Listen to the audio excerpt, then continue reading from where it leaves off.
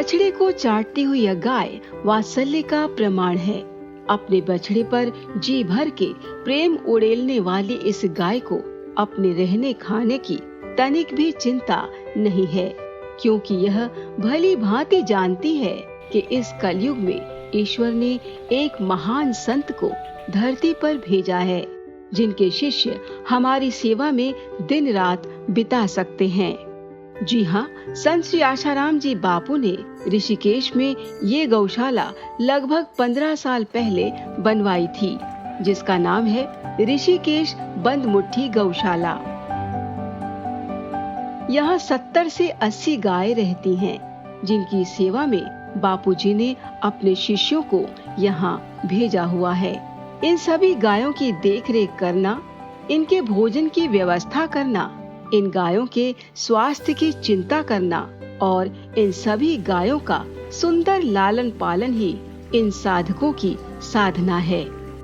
सुंदर सी पहाड़ी पर बनी इस गौशाला में रह रही इन सभी गायों को समय पर चारा, पौष्टिक दलिया आदि मुहैया कराया जाता है।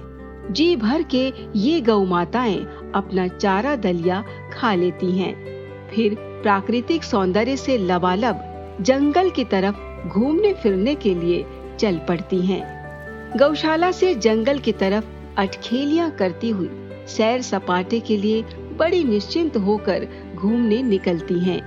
हालांकि यह रोज की दिनचर्या का हिस्सा है, लेकिन फिर भी यह यात्रा इनके लिए थोड़ी सी कठिन होती है और इनकी देखभाल करने वालों के लिए चुनौतियों से भरी होती है।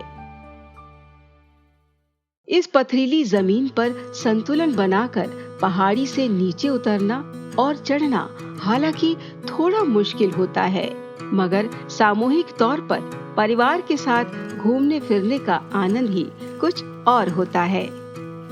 जंगल में उतरकर जहाँ तहाँ घूमना, जी भर के प्राकृतिक औषधि युक्त जड़ी बूटियों का सेवन करना, इन सुंदर वादियों की खुली हवा में खुलकर सांस लेना और खिली धूप का मजा लेना, इन्हें सब कुछ यहाँ नसीब होता है।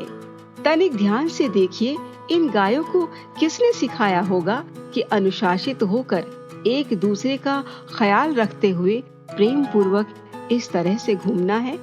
अपनी मनपसंद प्राकृतिक जड़ी बूटियों को चुन चुन कर मजे से खाना और इस सुंदर वातावरण का आनंद लेना इनका रोज का काम है। जंगल में रहकर जहाँ तहाँ घूमना इनके लिए इसलिए संभव है क्योंकि बापूजी के शिष्य इन सब की सेवा को ही परमात्मा की पूजा मानते हैं। इसीलिए ब्रह्म मुहूर्त में उठने से लेकर रात में सोने तक इन गायों की सेवा में लगे रहते हैं। इन गायों को इस जंगल में चराने के लिए लेकर आना और सुरक्षित लेकर जाना सचमुच चुनौतियों से भरा काम है, लेकिन सर्वेश भाई को बापूजी ने मंत्र रूपी शस्त्र दे रखे हैं, जिनके बूते इस कठिन काम को आसानी से कर लेते हैं। मैं 15 साल से ऋषिकेश गौशाला में सेवा कर रहा हूं और हमारे पास 60-65 गाय हैं और ये जंगल के सहारे है। जंगल की औषधियाँ खाती है, हजारों प्रकार की औषधियाँ खाती है और इनके दूध में बहुत अधिक गुणवत्ता है। इनका दूध बहुत पौष्टिक है और मिठास है। इनका दूध गाढ़ा भी है। इनके दूध और छाछ में कई सारी बीमारियों को ख़त्म करने की क्षमता है और इनके घी में भी बहुत अच्छी गुणवत्ता होती है। जंगल है वो बहुत घनघोर जंगल है। इसमें हाथी है, बाघ है, चीते हैं। इसमें गाय के बीच में कभी कभी जानवर आ जाते हैं तो अपन पत्थर डंडे से, बापूजी ने बोला था ओमकार का गुंजन करेंगे तो उससे भाग जाएगा।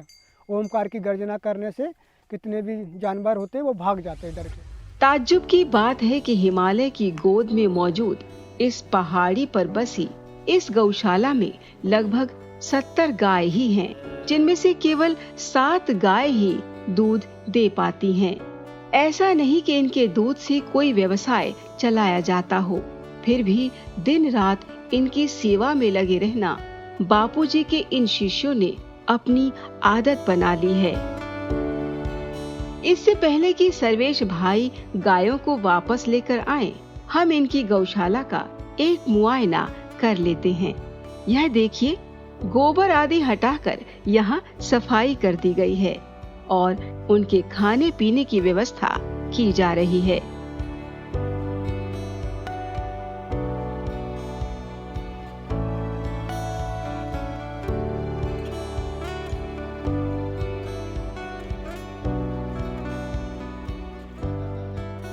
सांझ होने से पहले ही एक एक करके सभी गौ माताएं अपने इस आशियाने में प्रवेश कर लेती हैं और बड़े ही व्यवस्थित तरीके से अपनी अपनी जगह पर पहुंचकर स्वादिष्ट चारा चरने लगती हैं। दिन भर घूमना फिरना, फिर पेट भरकर दलिया चारा खा लेने से नींद भी तो अच्छी आएगी। रात में कोई जंगली जानवर आकर नुकसान न पहुंचा दे, इसकी चिंता भी इनकी नहीं है, बल्कि इन ग्वाले भाइयों की है, जो दिन रात इनकी सेवा में इसलिए लगे हुए हैं क्योंकि बापूजी ने कहा है। बापूजी के एक इशारे पर इन गायों को संरक्षण और इतना सुंदर जीवन मिल पा रहा है। ये भाई लोग भी मुंबई दिल्ली जैसे बड़े शहर में रहकर शहरी जीवन की सुविधाओं में जीवन व्यतीत कर सकते थे, लेकिन यहाँ जोखिम भरा जीवन जीने में इन्हें जो आनंद मिल रहा है वह तो यही जानते होंगे। गुरु की आज्ञा थी गायों की सेवा करो और 15 सालों से यह सेवा यूं ही चल रही है। ना कोई शिकवा और ना ही कोई शिकायत, बस गुरु आज्ञा सर्वोपरि है। अपने गुरुजी में इन शिष्यों ने कुछ तो खास देखा ही होगा, जो अपना पूरा जीवन गुरु चरणों में यूं न्यौछावर कर बैठे हैं। यह बात शायद दुनिया वालों तक न पहुंच पाए, क्योंकि सिर्फ सच दिखाने और बताने का जिम्मा उठाने वाले मीडिया कर्मी और बॉलीवुड इस सच को देखने की हिम्मत भला कैसे जुटा पाएंगे। यहाँ तो आना ही असंभव काम है। यहाँ तो विरले ही पहुंच पाते हैं, क्योंकि यह देवभूमि है और यहाँ ऐसे वैसों का कोई काम नहीं।